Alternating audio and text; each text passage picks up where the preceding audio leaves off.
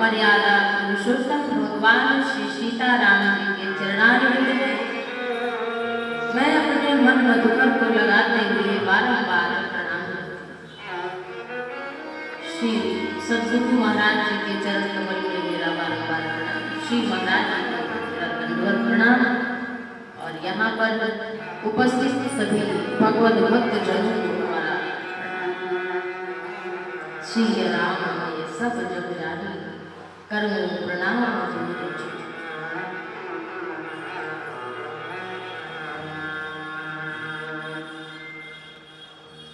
राम की चाहे सोई भूमि करे अन्यथा असन होई सोई जो राम रचि राखा को करे कर्म बढ़ावे।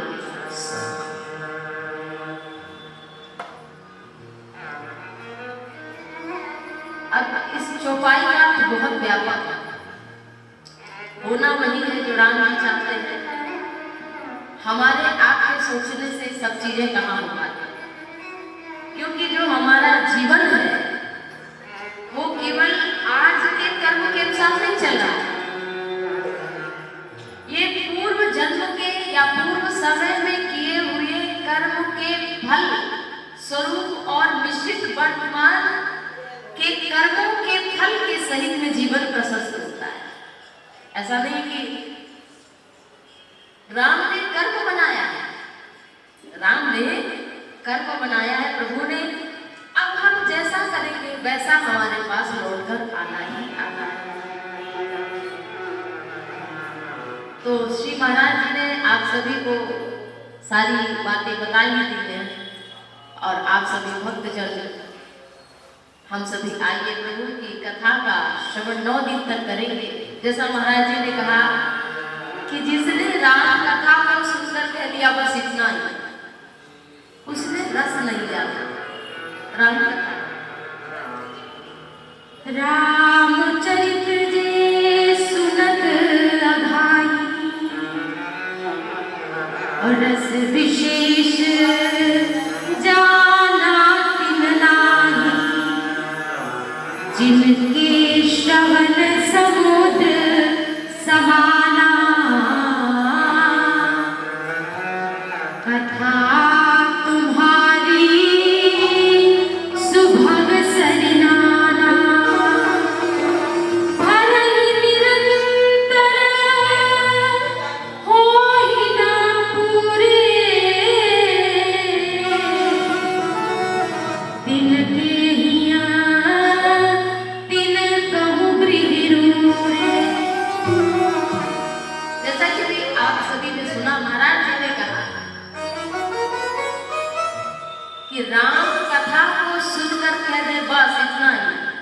तो रस विशेष जाना दिन नहीं, सनकाती मुनीश्वर भी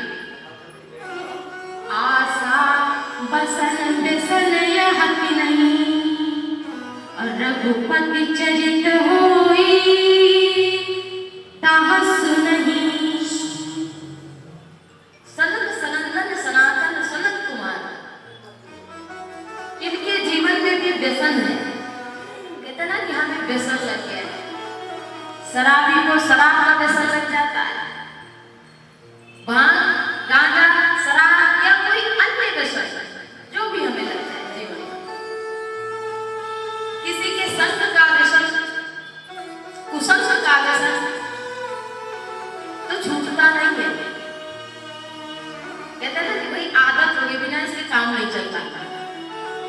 ऐसे ही सनत सनंदन सनातन सनत कुमार ये चारों भाई केवल 5 साल के रहते हैं, इससे ज्यादा बढ़ते नहीं। भजन नहीं बढ़ता था, लेकिन करते क्या है, केवल कथा ही सुनते हैं। कथा मात्रिक चीज न,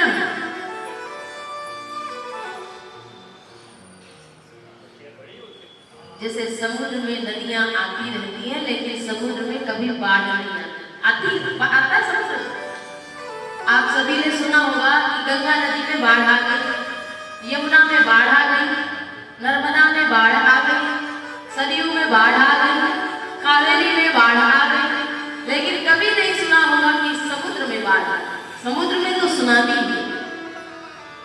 तो समुद्र में सभी नदियां जाती हैं, मिलती हैं, परंतु समुद्र कभी भरता नहीं।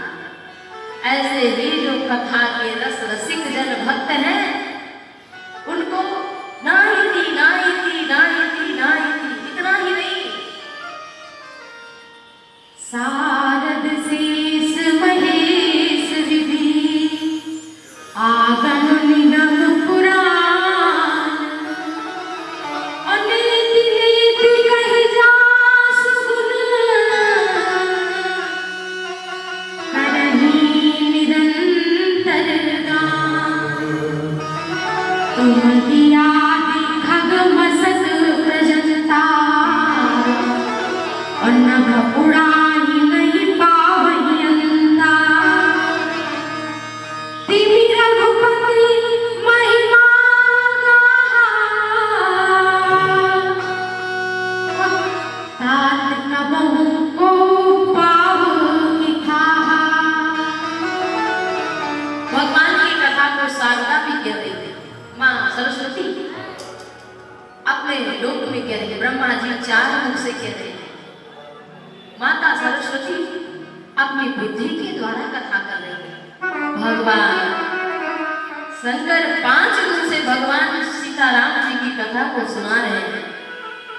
उनके पुत्र षडानंद 6 मुख से कथा सुना रहे हैं। ब्रह्मा जी 4 मुख से, भगवान शंकर 5 मुख से। भगवान शेष आ गए और बोले अब हमारे 1000 हम कथा पूरी कर देंगे। भगवान शेष 1000 मुख से कथा करने लगे प्रभु श्री राम की, लेकिन कहते कहते अनेक कल्प बीत गए और फिर बोले नाइती नाइती नाइती, इतना ही नहीं और है और है। तो कथा हम भव सागर पार हो जाए, प्रभु की कथा सुनकर, उनके गुणों को सुनकर, उनके कुछ आचरण सीख करके प्रभु के तो जीवन मंगलमय हो जाएगा। राम जैसा आचरण हो जाए किसी का और श्री जानकी जैसा आचरण हो जाए तो वो निश्चित ही पूजनीय हो जाएगा, वो सबका प्रिय बन जाएगा।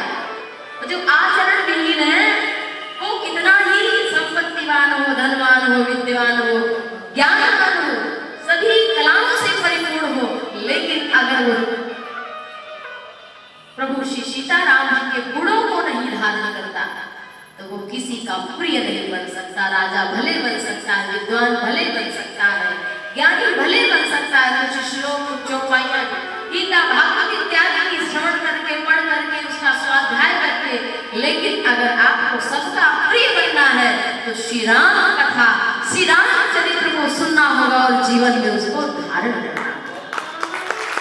राम कथा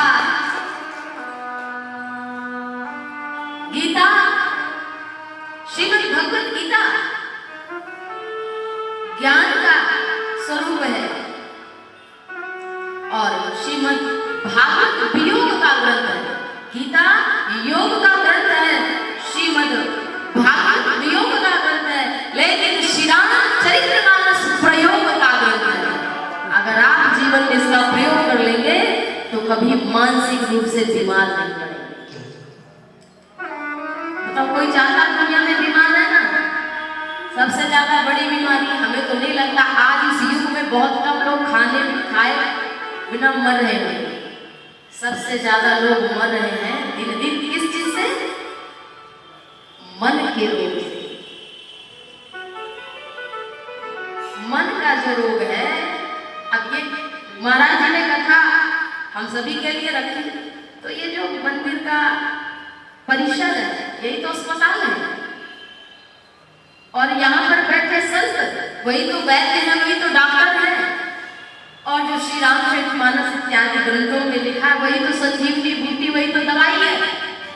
अब आप अस्पताल भी हम आ गए, अस्पताल में आपके डॉक्टर वैद्य को दिखा लिया है, दवाई भी मिल गई है, सुबह दोपहर शाम कब कौन सी दवा आपको लेनी ये भी पता चल गया, गर्म पानी से ठंडे पानी, नाश्ते से पहले, नाश्ते के बाद, सोते समय, सारी दवाइयों का पता भी चल गया है। परंतु अगर आप इसको खाएंगे नहीं तो बताओ ठीक हो गया? सब कुछ पता, अच्छे डॉक्टर 1000 रुपये फीस लेते, बहुत बढ़िया महंगी दवाई है, लेकिन अगर आप नहीं खाएंगे तो क्या आप ठीक होंगे? तो कथा सुन करके जीवन में कुछ उतारना तो बीमारी निश्चित ही ठीक होगी। तो आइए प्रभु श्री सीताराम जी की जो श्री राम कथा है हम सभी प्रारंभ करते हैं। रामचरितमानस तो आप सभी ने बहुत बार कथा सुनी होगी, लेकिन तो नित्य नवीन है। पुरा अपि नवीनम इति पुराणम, जो पुराण होने पर भी, पुराना होने पर भी कह लो नित्य नवीन है, उसका नाम क्या है? पुराण। आपके सामने कोई, आप सुबह उठो, अपने मेज पर बैठो, पेपर पढ़ने का आपको शौक हो और सामने पेपर आप ले उठाए और उसमें डेट देखे ना, ये तो कल का पेपर हटा है, उसको देखो लाओ आज वाला पेपर ले आओ, कहते हैं कि नहीं? सोचिए, कल का पुराना पेपर हम नहीं पढ़ने को स्वीकार करते हैं, लेकिन जो राम कथा है युग युगांतर से कहते सुनते आए हैं, लेकिन फिर भी नित्य नवीन है, नित्य आनंद है, तो वो है श्री राम कथा। सियावर रामचंद्र की जय। सबको पता है ना कि रामचरितमानस के कितने वक्ता हैं, आप सभी तो जानते होंगे, और नहीं जानते तो चलो जान लेते हैं भाई। श्री रामचरितमानस के ये रामचरितमानस जो है एक सरोवर है, तुलसीदास जी ने इसको कहा है, यही रुचिर सप्त सोपाना रघुपति भगति केर पंथा।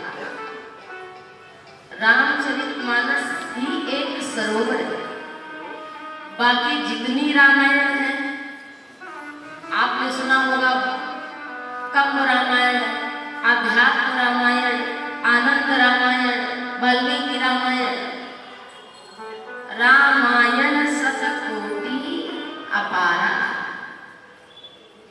तुलसीदास जी कहते हैं रामायण 100 करोड़ है, बोले नहीं अभी रुकते हैं, निपेट लोग कलम तुलसीदास जी और बोले नहीं अपार है, हरि अनंत, हरि कथा अनंता।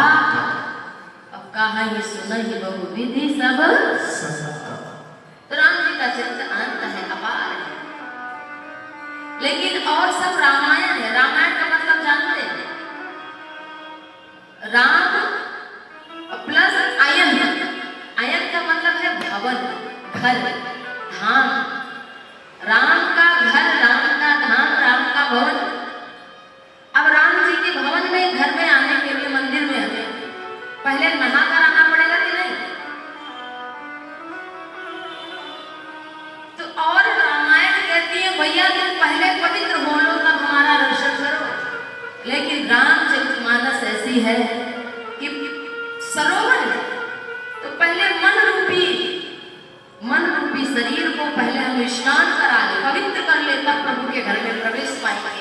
और यही श्री रामचरितमानस का स्वरूप है कि हमारे मन को पवित्र और निर्मल बनाए। 7 कांड है, सभी जानते हैं। बाल कांड, अयोध्या कांड, अरण्य कांड, किष्किंधा कांड, सुंदर कांड, लंका कांड और उत्तर कांड। ये 7 सोपान है। बाल कांड से लेकर उत्तर कांड। बाल कांड का मतलब है हमारा प्रारंभिक अवस्था, अज्ञान। लेकिन जब उत्तरकांड मतलब प्रवीण हो जाना, जान लेना कि सत्य क्या है, माया क्या है, जीव क्या है, ब्रह्म क्या है, ज्ञान क्या है, भक्ति क्या है, वैराग्य क्या है, इसका बोध हो जाना, ये उत्तरकांड है। और उसके बाद जो इसमें 4 वक्ता है, 4 श्रोता है, उनके बारे में भी जरूर आना। गोस्वामी तुलसीदास जी कहते हैं, यही महारुचिर सत्य सोपाना, यही महारुचिर सत्य सोपाना, रघुपति भगति कीर्तन थाना।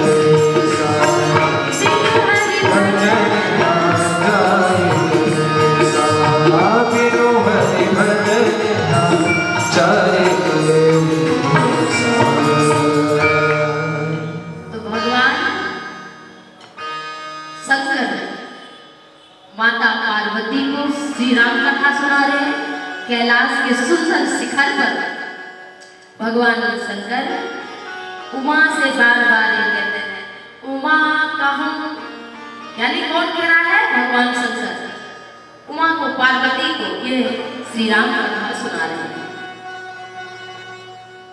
और नीलांचल पर बैठे हुए कालभूषुंडी जी भगवान श्री हरि के वामन श्री गरुड़ जी को श्री राम कथा सुना रहे और कहते हैं, निज अनुभव अब कहूं खगेशा, बिनु हरि भजन न जानी कलेशा। भगवान श्री हरि के वामन गरुड़ जी कथा सुन रहे हैं। और कौन कथा किसको सुना रहा है? 4 वक्ता है, 4 श्रोता। तो 2 तो पता चल गया ना, एक शंकर जी पार्वती को और एक कालभूषुंडी जी गरुड़ महाराज जी को, और जो तीसरे वक्ता वो याज्ञवल्क्य के महामुनि हैं तीर्थराज प्रयाग में, भरद्वाज मुनि को श्री राम कथा सुना रहे और कहते हैं, भरद्वाज जब सुन जाहि जब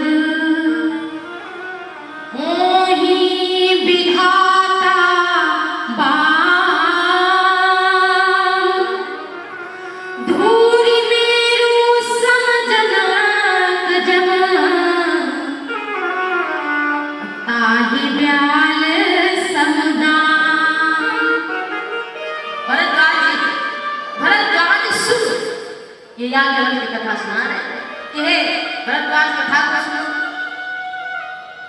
जब विधाता बाण होता है हे भरद्वाज जी, तब रस्सी भी सांप बन जाया करती है।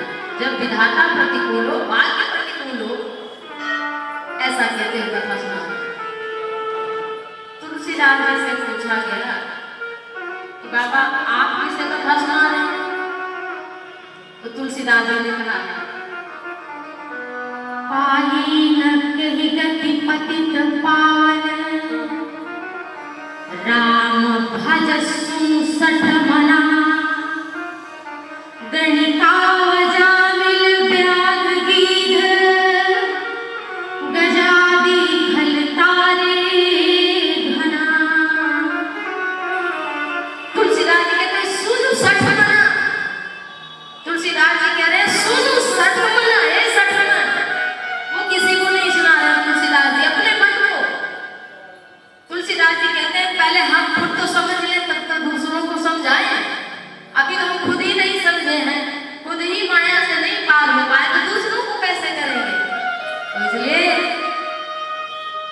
तुलसीदास जी कहते हैं सुनु सठ मना, ए सठ मन, ए दुष्ट मन, सुन राम जी की कथा, सुन राम जी की। मन ने कहा क्यों सुने, क्या मिलेगा? कहा पाई न करी गति पतित पावन। प्रभु श्री राम जी तो पतित को पावन बनाने वाले। गणिका अजामिल व्याध गीध गजादि खल, बताओ दुष्ट को कौन तारेगा? कौन बढ़िया खाना खिलाएगा? बताओ कौन खिलाएगा? हमारे राम जी हैं कि दुष्ट भी आ जाए तो भी उसे सन्मुख होए जीव मोहि जबहि, जन्म कोटि अघना सही तबहि। जिस क्षण हम सीताराम जी से कहते हैं कि प्रभु अब मैं केवल आपका हूं, वो कैसा भी जीवन रहा हो, प्रभु श्री राम जी उसे स्वीकार कर लेते हैं। तो ये 4 वक्ता हैं और 4 श्रोता हैं। 7 कांड माने 7 सीढ़ियां हैं सरोवर में उतरने के लिए। तो इस तरह से गोस्वामी तुलसीदास जी कहते हैं कि श्री राम कथा पतित को पावन बनाने वाली। जरा हम आप सोचे, हमारे आपके जितने पाप प्रकाशित हो पाए उसके अनुसार भोजन मिल रहा है, लेकिन हमारे जो किए गए गुप्त पाप हैं अगर वो प्रकाशित हो जाए, झूठ चोरी निंदा बेईमानी कपट जो भी हम करते हैं, अगर वो प्रकाशित हो जाए तो बताओ आपको सजा हो जाएगी कि नहीं हो जाएगी? आपका पति आपसे रूठ जाएगा कि नहीं रूठ जाएगा? माता पिता संतान पति पत्नी एक दूसरे के विरुद्ध खड़े हो जाएंगे कि नहीं हो जाएंगे? हो जाएंगे। अगर हमारी असलियत का किसी को सामने वाले को पता चल जाए तो पूरी तरह ये तो करुणा निधान की करुणा है, वो अवगुण देखते ही नहीं है साहब। वो तो आपके केवल गुण को देखकर आपके भोजन पानी रोटी की व्यवस्था की है, केवल आपके गुण देखकर। और अगर आपके हमारे अवगुण देख लेंगे राम जी तो भोजन नहीं देंगे, पानी तक न पूछेगा कोई। ये तो केवल राम जी हमारे गुण देखते हैं और हमारे लिए रोटी भोजन पानी घर की व्यवस्था करते हैं। तो ऐसे प्रभु का भजन तुलसीदास जी कहते हैं अरे सठमन, जगत के प्रपंच को छोड़ करके सीताराम जी का भजन। निर्मल मन जन सो मोहि पावा, अमोहि कपट फल सुकृत खावा। तो कपट त्याग करके भगवान का भजन करें। आइए प्रभु के चरण कमल में ये भजन समर्पित करते हुए कथा को आगे बढ़ाते हैं। तुमने